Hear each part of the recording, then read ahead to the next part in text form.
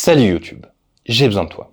J'ai besoin de toi pour m'aider à tester un programme que je viens d'écrire, c'est-à-dire m'aider à trouver des bugs et aussi m'aider à développer des nouvelles fonctionnalités et des effets.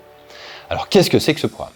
Ce programme c'est L3D. Ce programme c'est un séquenceur d'effets qu'on va mettre sur des bandeaux de LED. Alors on va pouvoir découper le bandeau de LED en plusieurs segments virtuels, appliquer des effets sur ces différents segments, déclencher des sons, réagir avec un bouton ou un capteur à ultrasons pour déclencher, l'arrêter, trouver plein de nouvelles fonctionnalités avec ça.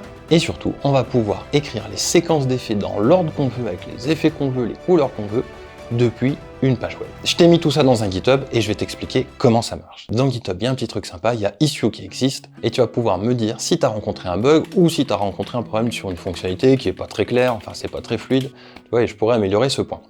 Pense bien en cas de bug à bien m'expliquer comment tu as fait ce bug, que je puisse le reproduire chez moi, puis ainsi pouvoir le résoudre. Et si tu as des idées de nouveaux effets, par exemple, de nouvelles fonctionnalités, ou des choses que j'ai pas encore eu le temps d'implémenter, tu le mets dedans parce qu'on sera peut-être plusieurs à trouver que c'est intéressant ou pas intéressant, ou qu'il y a une autre manière de faire encore plus sympa, et on va pouvoir avancer ensemble sur le programme. Si tu veux m'aider, tu peux le faire tout simplement avec une carte ESP32, le câble qui va avec, et un petit bout de LED. Alors là j'en ai 8, tu vois, je me suis imprimé un petit support 3D pour les faire tenir, mais ça marche juste avec un petit bandeau, et juste ça, ça suffit. Si maintenant tu veux tester avec plus de matériel, il y a les liens dans la description, mais il y a la carte son qui est possible, il y a le capteur de proximité, enfin à ultrasons, qui est possible aussi. Tout ça tu peux le tester aussi avec le câble USB et la carte, pas besoin d'alimenter. Par contre, si tu veux tester plus de LED, il va te falloir une alimentation externe, quelques petits câblages supplémentaires, et tu retrouveras dans le GitHub tous les schémas de connexion possibles si tu veux tester avec ou sans alimentation. On n'est pas obligé d'utiliser un capteur ou un bouton pour le programme. Par contre, si tu veux tester comme le comportement d'allumer et d'éteindre ou de déclencher les effets et que tu n'as pas ce genre de petit capteur à ultrasons qui est super rigolo et qui permet de mesurer les distances entre lui et l'objet, tu peux utiliser un simple bouton. On se retrouve derrière l'ordinateur parce que maintenant on va flasher la carte. Sur le dépôt de GitHub, vous allez retrouver plein d'informations sur le fonctionnement de la carte. On retrouve toutes les informations qui expliquent ce qu'est le projet, comment il fonctionne, les montages, et ça c'est très important. Là, le montage que j'utilise actuellement là pour les tests, c'est le montage sans alimentation, c'est-à-dire qu'on peut alimenter entre 6 et 8 LED. N'allez pas au-dessus, vous risquez de griller la sortie de la carte, parce qu'elle n'est pas faite pour alimenter beaucoup de puissance. Pour plus de LED, il va falloir regarder les montages du dessous, donc pareil, le même montage mais avec une alimentation externe. Il y a le détail aussi avec juste le lecteur MP3, le détail avec juste le capteur pour évidemment refaire le montage avec absolument tout dedans. Il y a aussi les infos sur la connexion, comment on retrouve la carte. Alors les cartes elles s'appellent L3D, on les retrouvera toujours sur notre réseau L3D local. Le mode access point c'est quand elle n'arrive pas à se connecter à votre Wi-Fi, ou qu'il y a un problème sur votre Wi-Fi, ou vous changez de mot de passe Wi-Fi, elle redémarre et elle devient une borne Wi-Fi. Alors on se connecte dessus depuis l'ordinateur ou un téléphone, elle apparaît sous le nom L3D AP. Le mot de passe, c'est Tony Stark, et on se connecte dessus à l'adresse 7.7.7.7. Pour flasher la carte, ESP nous a fabriqué un outil pour pouvoir flasher depuis une page web en donnant les bons fichiers. Donc il y a un lien directement, c'est hébergé sur le GitHub, on clique juste dessus. Nous voilà sur la page, on va pouvoir installer la version alpha en version 0.8.11 aujourd'hui, le jour de la vidéo. Vous cliquez sur Connect et ici, les cartes vont apparaître. Celle qui nous intéresse, c'est la CP2102. Si cette carte-là n'apparaît pas, c'est que vous n'avez pas les pilotes d'installer. Dans ce cas-là, vous cliquez à côté, on se retrouve ici dans Download. Dans Download, vous avez ici les Universal Windows. Dans la doc, on nous dit de faire un clic droit sur le fichier silapser.inf et d'installer. C'est-à-dire qu'on prend ce fichier-là, on fait clic, installer, et c'est fait. Je me connecte, je prends ma carte, connexion, et là, il nous propose d'installer L3D. On clique dessus, est-ce qu'on est d'accord avec tout ça? On est d'accord avec tout ça, ça prend 2 minutes, et dans 2 minutes, c'est prêt. Parfait, l'installation vient de se finir, on clique sur Next, et là, il va nous demander de se connecter à notre Wi-Fi. Et là, la carte va se configurer, redémarrer avec le nouveau programme, et vous allez voir, elle va s'allumer un coup en bleu, parce qu'elle s'allume toujours en bleu au démarrage.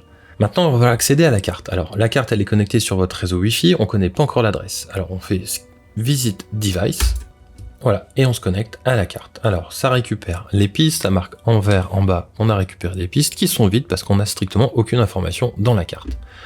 On est ici sur la version 0.8.11, c'est parfait. Ici, c'est le nom de la carte qui s'appelle L3D. Là, on règle l'intensité lumineuse. Dans la configuration, On va pouvoir changer les réglages Wi-Fi, surtout le nom de la carte sur le réseau. De base, elle s'appelle L3D.local. On peut lui mettre un nom, on va l'appeler L3D bureau.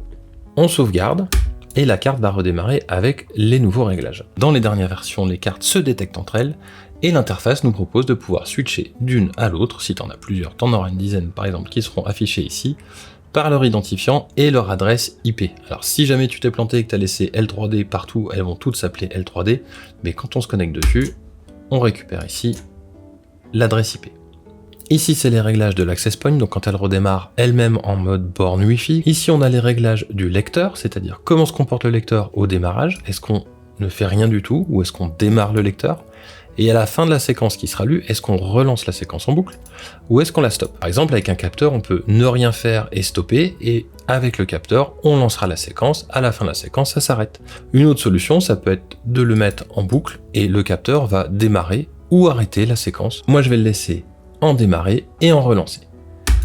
Maintenant, le capteur, on a le choix de aucun capteur, c'est ce que je vais utiliser ici. On peut utiliser un simple bouton. On peut choisir s'il va déclencher le lecteur ou s'il va allumer ou éteindre le lecteur. Pareil pour le capteur à ultrasons. Le capteur ultrasons, par contre, on va lui régler un seuil mini et un seuil maxi. Il va mesurer la distance entre lui et un objet. Si un objet rentre dans cette distance, il va, comme le bouton, pouvoir déclencher le lecteur ou switcher entre un coup l'allumer, un coup l'éteindre, un coup l'allumer, un coup l'éteindre. La lecture, vous allez avoir ici une valeur qui s'affiche, on ne peut pas la modifier, c'est juste pour visualiser, et une petite barre rouge qui se déplace. Donc moi elle est à 0, mais si on est proche du capteur, elle va se retrouver en plein milieu. C'est pour faciliter, pour pouvoir régler ces deux petites bornes de seuil mini et maxi. La carte son, j'en ai pas sur le modèle là, mais si on en a une, on clique sur actif, on choisit un volume, et ici en bas, on peut sauvegarder les réglages vers la carte. On a aussi la mise à jour OTA. C'est super important, la mise à jour OTA, ça va vous permettre de faire les mises à jour de la carte par le Wi-Fi. C'est-à-dire qu'une fois qu'elle aura été une première fois flashée en direct depuis le site, après, sans aucun câble, on peut la mettre à jour par le Wi-Fi. Dans le dossier OTA, il y a deux fichiers. Le fichier File System et le fichier Firmware. Firmware, c'est le programme de la carte, et File System, c'est tout le programme qui permet de gérer la carte par une page web. Alors, sur la carte qui est là-bas, on va s'amuser à regarder un petit peu quelque chose. On va déjà lui faire un nouveau segment, parce qu'on peut segmenter le ruban en plusieurs zones. Donc là, je vais en faire un seul. Je vais l'appeler ruban. Je vais lui mettre une 60aine de LED. C'est possible d'avoir plusieurs segments, de les empiler, mais il faudra penser juste quand on empile les effets qui s'empilent bien les uns au-dessus des autres sur le ruban aussi. On envoie vers la carte, tu sauvegardes vers la carte, là tu récupères les données de la carte, donc à chaque fois que tu allumes la page, ça récupère les données. Ça c'est pour charger ou sauvegarder un fichier. Dans le lecteur, on a plusieurs boutons, toujours les mêmes, le petit nuage ça permet d'envoyer vers la carte ou de récupérer vers la carte. On prend le bouton ajout et je vais me faire tout simplement une première séquence. Je vais la mettre à 0, je vais la faire durer, allez, 40 secondes, 30 secondes. Ici, j'ai le choix du segment. Donc dans les segments, j'avais appelé ruban. Si je l'appelle ruban 2, hop, je valide. Ça va apparaître directement ici, ruban 2. Ici, je vais pouvoir lui choisir un effet. Alors, il y a plusieurs effets. L'idée, c'est qu'on bosse ensemble à en faire des nouveaux. Je vais choisir voilà, deux couleurs, un rouge et un bleu. Je valide les effets. Ça, c'est extrêmement important. Et j'envoie ça à la carte derrière. La carte, hop, elle a récupéré le signal. Ça s'est marqué en vert en bas. Et elle vient de s'allumer. Il existe un petit mode qui s'appelle ici le mode test.